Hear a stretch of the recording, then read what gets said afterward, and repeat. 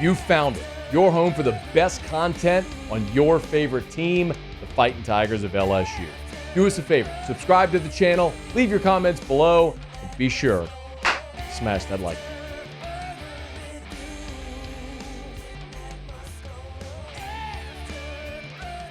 Bayou Splash was this weekend before recruiting hits the dead period. It was an opportunity for schools to have recruits on campus and have that one last big hoorah going into summer.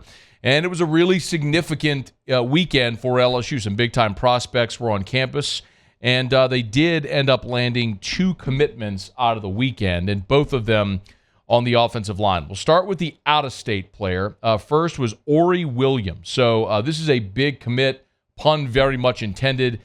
6'7", 320. Yo, this guy's going into his senior year. He's 6'7", 320. Now, the interesting thing about Ori Williams is if you go look at the all the star ratings and all that sort of stuff, you go look at the recruiting profile. Like, I'll just pull up On3, for example. Let's just use that one. So, On3 has Ori Williams rated as a 3-star. He is the nationally ranked number 512 overall, the 31st best offensive tackle, and the 92nd player in the state of Texas. You might look at that and go, man, that don't sound too good. And then you look at the thing that I always look at, which is who else offered it. I care about that more than I care about star rating, ranking, all that sort of stuff. This dude came down to LSU, Texas, Texas A&M, Florida, Georgia. That's the list of offers he had that he was considering. I don't care what your star ranking is, where they rank you nationally or positionally. If you had an offer from LSU, Texas A&M, Texas, Florida, and Georgia, you have my attention. And LSU fended off those all of those other schools to land a commitment from Ori Williams. I'm going to come back to him in a second. The other commitment they got is from Joseph Cryer. Now, this is relevant because Joseph Cryer is a kid from Louisiana, and he was committed, operative word, to Ole Miss. So he was an Ole Miss commit who got an LSU offer last week, and then today, Monday, after getting the LSU offer, decided to flip from Ole Miss to LSU. So Joseph Cryer becomes the second offensive lineman to commit to LSU in as many days, bringing the total in this class up to 21 for the class of 2024. We'll run through the stats here on Cryer as far as the recruiting rankings and all that stuff as well. They got him as, again, a 3-star.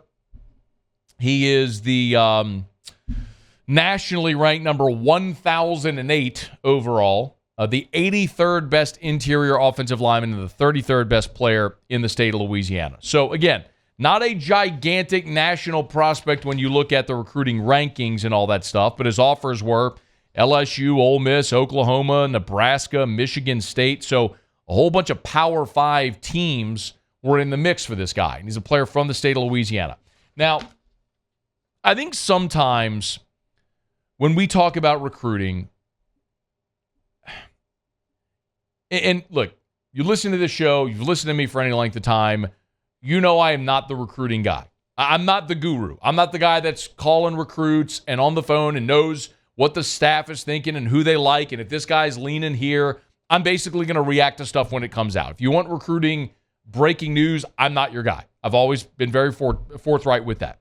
What I will tell you is I think from the periphery, I always laugh because, and this is not just an LSU thing, this is a whoever your school is thing. If you get a 5-star commitment, dude's going to the Hall of Fame. Start carving the statue now. If you get a 3-star, well, he's a diamond in the rough. Our coaches know better.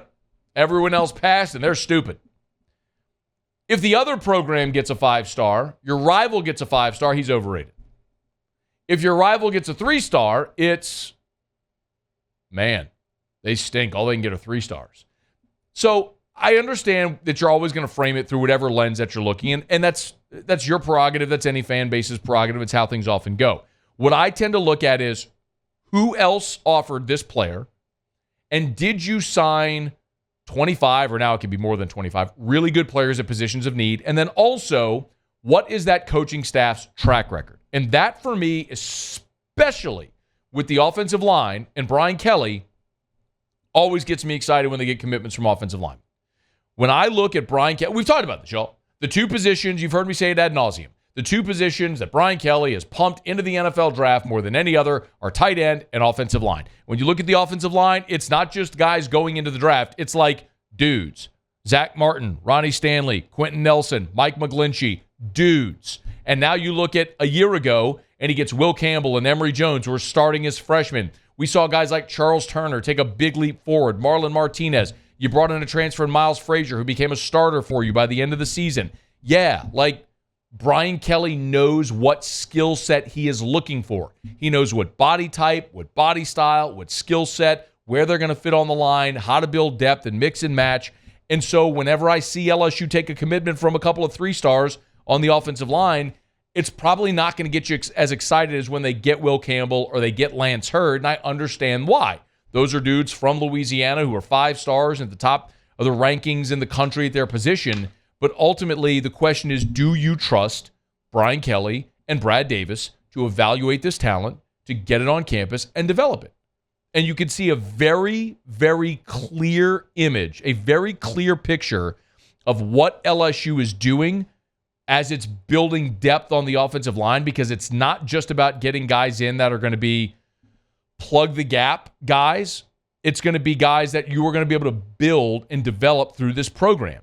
And that's a really exciting thing, because when that happens, you're not going to be as susceptible necessarily to roster turnover and to the transfer portal with some of these guys. For example, I'll spell it out. Like if you look at 2024, okay, and this is going to be interesting. So we know right now you returned 6 of your top 7 offensive linemen from a year ago. So 2023, they're set.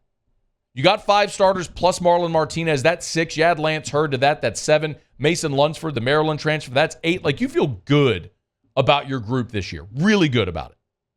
Well, next year, Charles Turner could come back for a 6th season. He could, but he could be gone. Miles Frazier could choose to leave after this season. He's a 4th-year junior, so he could choose to come back for 2024. We'll see what he chooses to do. Garrett Dellinger's in his junior year, so he could be a 3 and done if he wants, or he could come back for a senior year. Marlon Martinez is a senior, but could take advantage of the COVID year. So those 4 guys, Turner, Frazier, Dellinger, Martinez, could all be back in 2024, or they could all be gone. So you could be replacing 4 of your top 6 guys with Campbell and Jones returning. Even if you assume all of those guys leave, which I don't think that that's likely, that they all leave, but could, look at what you've been able to do behind them. Kimo Makaneoli is in his 3rd year on campus now. In 2024, he'll be a 4th-year player. I mentioned Lance Hurd. Next year, he'll be going into his 2nd year, probably be primed to start.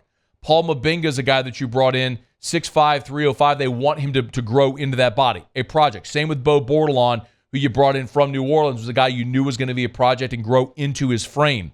You signed Tyree Adams in this class as well, another freshman from Louisiana, 6'7", 300 pounds. You get the point?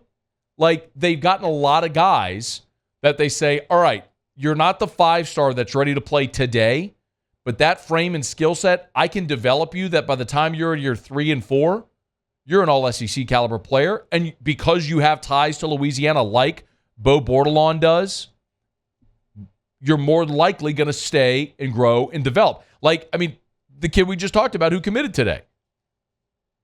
And when you look at Joseph Cryer, he posted a picture of himself on social media as a baby holding an LSU football. That kid ain't going nowhere. So he'll come down like as soon as he got the offer, he decommitted from Ole Miss and flipped to LSU. If it takes that kid 4 years to get on the field and play and be a starter at LSU, he'll do it. And you've got to feel good about that. So it's not just numbers. It's the skill set of the player you're looking for and how you're building depth that will sustain. As Brian Kelly said, he doesn't want to build through the transfer portal. You want to build through the high school ranks and supplement through the portal. So next year, when the season ends and you're going into spring, if you lose Turner, Frazier, Dellinger, and Martinez, let's say you lose all of them, and you're like, man, we could really use a veteran, experienced player on the offensive line, go pop one out of the portal. And in the meantime, you let all those guys I just talked about continue to grow and develop. And it looks like these two are the next two. Ori Williams and Joseph Cryer commit to LSU. So that's 4 commits on the offensive line for LSU's class of 2024. A class that just continues to continue to grow. 22 commits now. Excuse me. I think it's 21 commits. I have it listed as 22, but for the class of 2024 for the LSU football Tigers and Brian Kelly after 2 offensive line commits on this weekend. Hey, thanks so much for watching. Please leave your comments. I love to interact, and be sure to hit the red subscribe button below.